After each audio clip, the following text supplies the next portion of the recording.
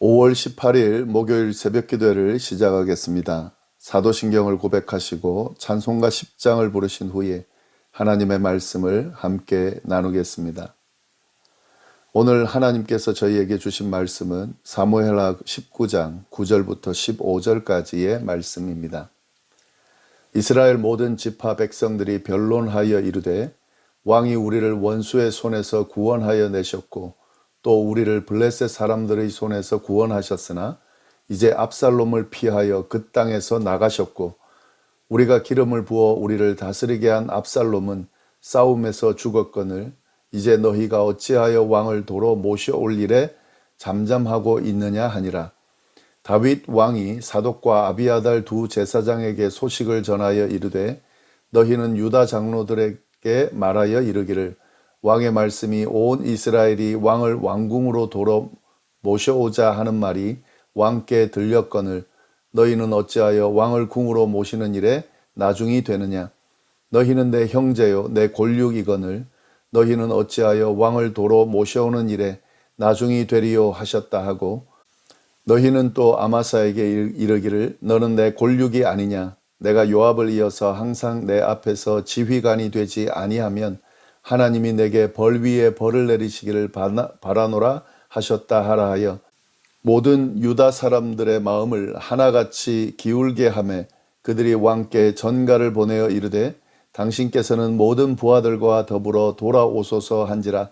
왕이 돌아와 요단에 이르매 유다 족속이 왕을 맞아 요단을 건너가게 하려고 길갈로 오니라. 아멘.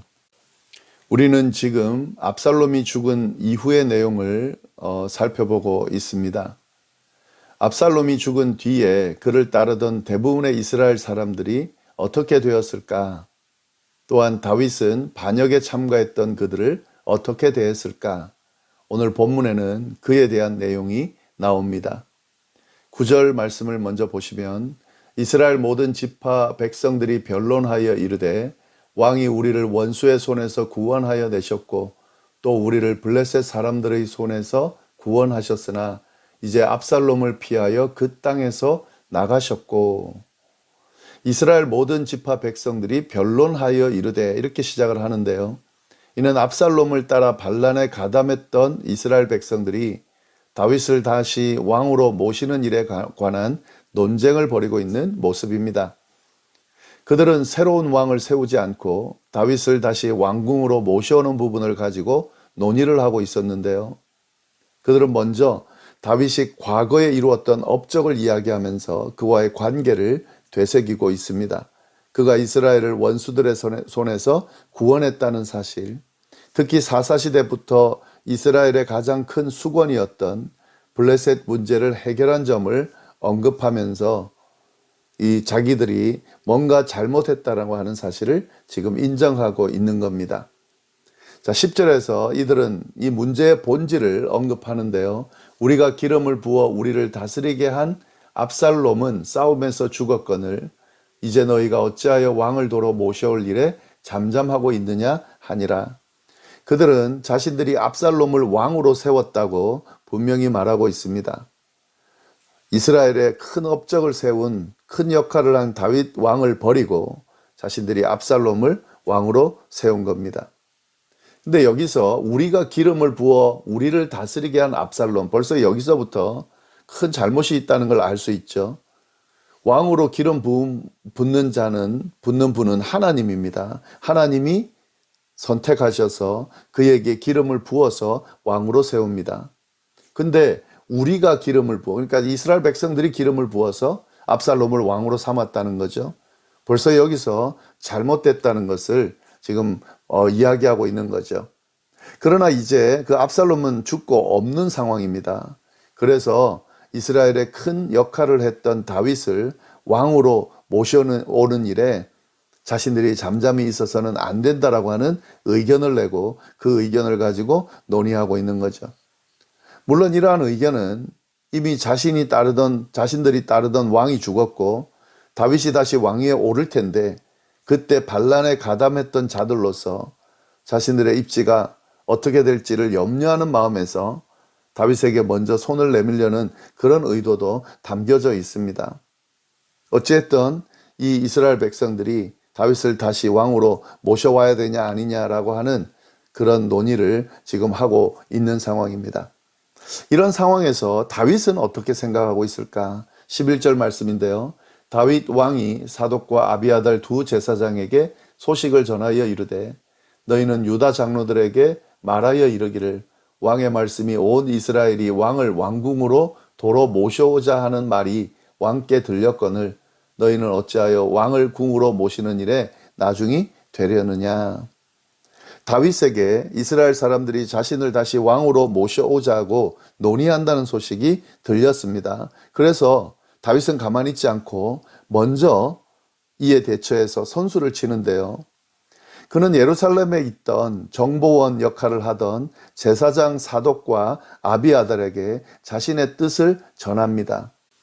그 뜻이 뭐냐면 유다 지파 장로들에게 자신의 말을 전하는 겁니다. 우리가 여기 앞에서 논의한 이스라엘 사람들, 그러니까 다윗을 다시 왕으로 모셔와야 되냐라고 논의했던 이스라엘 사람들과 유다 지파를 좀 구분해서 봐야 합니다. 모든 이스라엘 백성이라고 표현은 돼 있지만 사실은 이 다윗을 왕으로 모셔오자고 논의한 이스라엘 사람들은 북쪽에 있는 10지파를 의미합니다. 그들이 모여서 논의를 하고 있는 겁니다. 그러나 유다 지파는 지금 그 논의에 참여하지를 않고 있었습니다. 이런 상황에서 만약에 유다 지파를 뺀 이스라엘 지파들이 먼저 다윗의 귀환을 추진한다라고 했을 때에 그들의 입김이 다시 다윗이 왕위에 오르고 왕권을 회복했을 때에 이 10지파들의 입김이 분명히 더 세질 거라는 거죠. 왜냐하면 다윗의 귀환을 자신들이 추진했다고 생각할 거기 때문에요.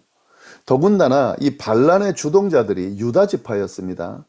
유다 지파들이 먼저 주도해서 압살롬을 왕으로 세웠습니다. 이런 상황에서 다윗은 유다 지파거든요. 이 유다 지파가 잘못한 부분도 있기 때문에 같은 지파인 다윗의 왕권이 위축될 여지가 분명히 남아있다는 거죠. 그래서 다윗은 유다 지파 장로들에게 은밀하게 자신의 뜻을 전하고 있는 겁니다. 그 뜻은 뭐냐면 먼저 자신의 귀환에 앞장서서 기세를 잡으라고 권고하고 있는 겁니다. 이게 11절의 내용이에요. 그러면서 유다 지파를 내 형제요 내 골육이라고 일컫습니다. 12절 너희는 내 형제요 내 골육이거늘 너희는 어찌하여 왕을 도로 모셔오는 일에 나중이 되리요 하셨다 하고 다윗은 이런 표현을 통해서요 유다 지파를 지금 자신의 혈육이라고 하면서 유다 지파의 잘못을 수용하고 있습니다. 그러면서 자신의 후원 세력으로 지금 감싸 안으려고 하고 있는 거죠. 이렇게 되면은 자신이 복귀했을 때에 유다 지파의 후원으로 예루살렘을 중심으로 한 왕권을 다시 가져올 수 있게 되는 거고 다른 이스라엘 지파도 견제할 수 있게 되는 거죠. 이것이 다윗의 생각이고 이 뜻을 유다 지파 장로들에게 지금 전달하고 있는 겁니다. 여기서 우리는 다윗의 이 행보를 보면서요.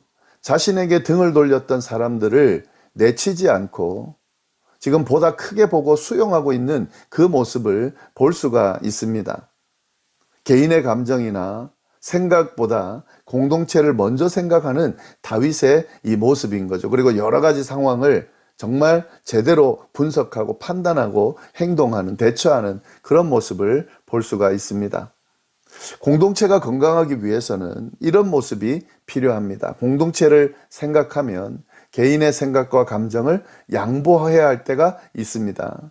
그렇지 못하면 공동체는 분명히 깨지게 되는 거죠. 그리고 리더로서 공동체의 전체적인 모습을 생각하면서 이 모든 방향과 또 여러 가지 정책을 결정하고 진행할 필요가 있다는 사실을 오늘 본문을 통해서 우리가 잘 알 수 있게 됩니다. 네, 본문에는 또 한 가지 내용이 더 나오는데요. 13절 말씀을 보시면 너희는 또 아마사에게 이르기를 너는 내 골육이 아니냐 내가 요압을 이어서 항상 내 앞에서 지휘관이 되지 아니하면 하나님이 내게 벌 위에 벌을 내리시기를 바라노라 하셨다 하라 하여 다윗은 또 아마사에게 특별히 연락을 합니다. 아마사는 다윗의 조카인데 압살롬의 군 지휘관으로 반란에 참여했던 인물이었습니다.